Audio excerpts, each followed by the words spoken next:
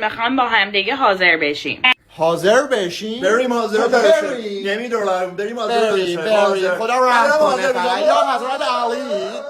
خیلی دیگه دارم حاضر میشم حاضر شدیم الان دارم یه ذره کنسیلر میزنم چون چی گفت بهرام؟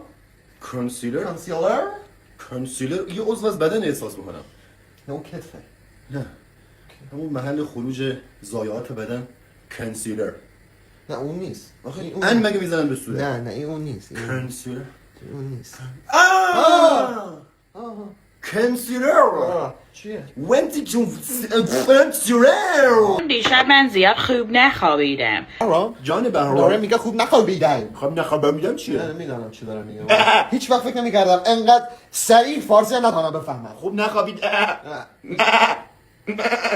خوب نخوابید این چیزه یونیتد گوسفند بریتیش فهمیدم. مربوط میشه به شمال روسیه ای. آفرین آمین. همش بیدار بودم داشتم کامنت های شما رو میخوندم. جان عزیز بازی کثیفه ویل بکو. کامنت ها رو میخوردم.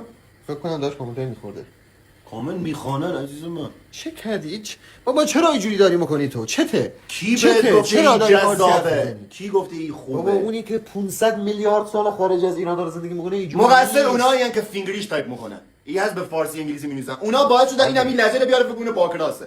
مثلا همین مانده برید تو کافه بشینید لپتاپی بذارید جلوی هیچ کاری هم باهاش نکنید. برو بابا. ترجیحاً مک.